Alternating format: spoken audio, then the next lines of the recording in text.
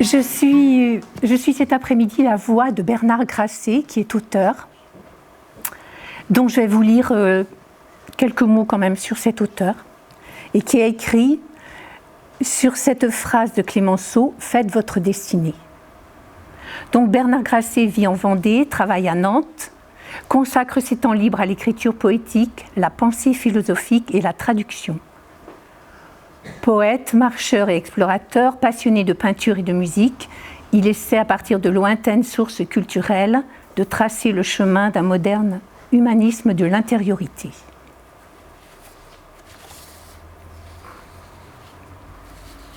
Faites votre destinée. Samedi 21 septembre dernier, sous un ciel bleu automnal voilé de nuages, nous franchissons la porte du lycée Clémenceau à Nantes, ouvert à la visite dans le cadre des traditionnelles journées du patrimoine. Dans le vaste et élégant parloir, on nous conte l'histoire de ce lycée depuis sa naissance au temps de Napoléon. Lycée impérial donc, d'abord, puis lycée royal, fréquenté par Jules Verne au milieu du XIXe siècle, et enfin, lycée républicain, baptisé par décret du 4 février 1919, lycée Clémenceau. Dans la cour d'honneur du lycée, le professeur de mathématiques retraité qui nous sert de guide poursuit ses explications. Il cite alors la phrase devenue célèbre de Georges Clémenceau, prononcée lors de l'inauguration du 27 mai 1922 du monument aux morts du lycée. Faites votre destinée. Parmi les élèves qui l'écoutent, le futur écrivain Julien Gracq, qui restera à jamais marqué par ses propos. Nous descendons les marches du grand couloir. Je retrouve avec émotion sur le sol la couleur et la forme des carreaux, restés intacts 4 décennies plus tard, qui menaient à la classe préparatoire.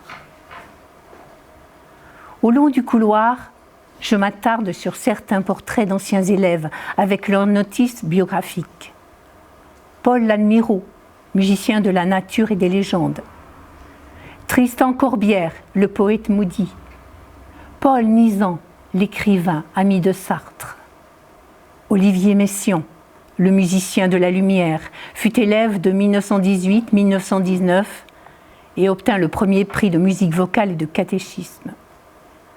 Quant à René Guicadou, poète de la ferveur, c'est de 1931 à 1939 qu'il fréquenta les classes du lycée. D'autres visages s'égrènent, comme celui de Narcejac. Faites votre destinée. Avant de quitter le lycée surmonté de clochetons, je regarde la plaque sous le toit de verre du préau, soutenue par de fines colonnes en fer. Pour connaître par vous-même la fortune de vos efforts, retroussez résolument vos manches et faites votre destinée. L'avenir est entre nos mains. La semaine dernière, je relisais l'existentialisme et un humanisme de Jean-Paul Sartre pour finir de préparer une prochaine conférence sur Pascal.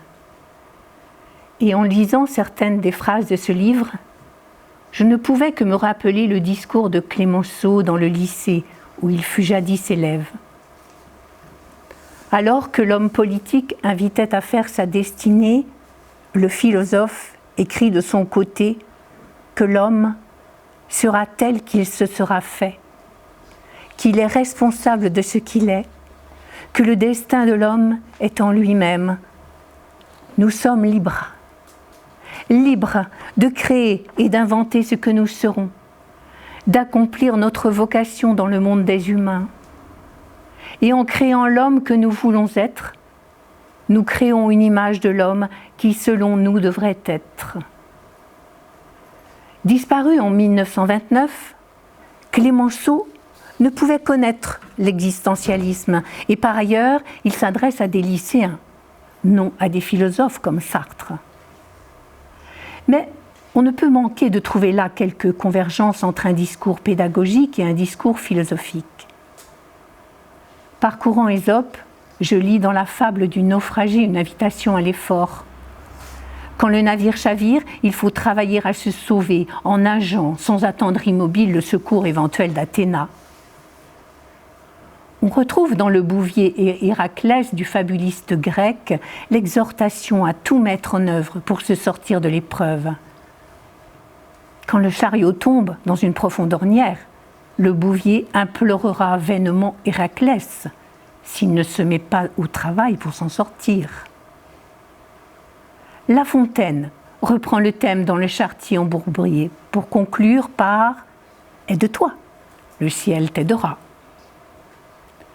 De même que Judas Leb Gordon, poète russe des Lumières juives, à Scala, qui remplace Hercule par le prophète Élie, appelant le voiturier à enlever la boue, briser les pierres et frapper les chevaux. Il faut mettre la main à la charrue, agir, et non seulement attendre une aide hypothétique. Retroussez résolument vos manches, dira au lycéen Clémenceau.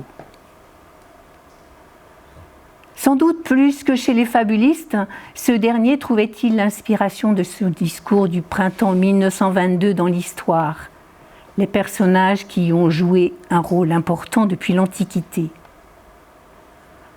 Fin 1922, il commencera à écrire son Démosthène, ce grand orateur et homme politique grec à travers lequel il lit sa propre destinée.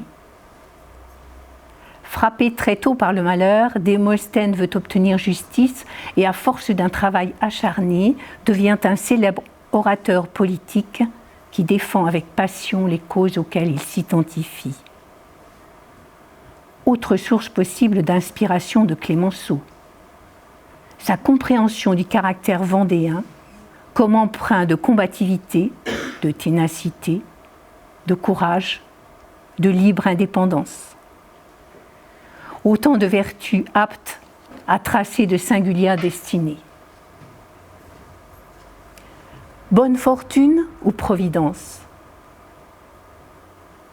Le « faites votre destinée » est incontestablement un appel stimulant à l'effort, l'engagement, la projection de son existence dans le futur, appel qui peut porter de réels fruits pour les jeunes élèves qui l'entendent, comme pour les adultes, cherchant un appui pour construire un chemin qui sorte des sentiers battus. Il est important de retrousser ses manches, selon la métaphore de Clémenceau, mais cela ne peut suffire. Que seraient les grandes destinées, et même les plus humbles, sans les situations historiques dans lesquelles elles se sont inscrites? Chateaubriand, s'il n'avait échappé au naufrage lors de son retour d'Amérique ou au massacre de la Révolution, n'aurait jamais été le Chateaubriand qui repose dans l'îlot du Grand B, seul face à la mer. La destinée de Clémenceau lui-même aurait-elle été la même sans l'affaire Dreyfus ou la Première Guerre mondiale? Celle du général de Gaulle aurait été différente si l'histoire ne lui avait pas donné l'occasion de devenir l'homme de l'appel du 18 juin. Notre destinée dépend de l'histoire. Elle dépend aussi des rencontres. Combien de destinées de musiciens, de peintres, de poètes ne se sont épanouis que parce qu'ils ont rencontré de bonnes personnes au bon moment, ont trouvé l'appui nécessaire, été soutenus au moment opportun par la détenteur du pouvoir culturel, reconnus par tel ou tel mouvement littéraire ou artistique. Sans le secours de la situation favorable, tous les efforts les plus acharnés ne suffiront pas à tracer une destinée. Le même Ésope qui exhorte à l'effort n'en écrit pas moins que « la fortune, Tuquet, est plus puissante que toute notre prévoyance. » J'ajouterai pour finir que le fait de votre destinée devrait aussi être complété par la question de la nature de la destinée choisie, de son sens. Accomplir sa destinée jusqu'à l'héroïsme si nécessaire, mais pour que celle-ci demeure au service du bien commun. Fortune ou providence?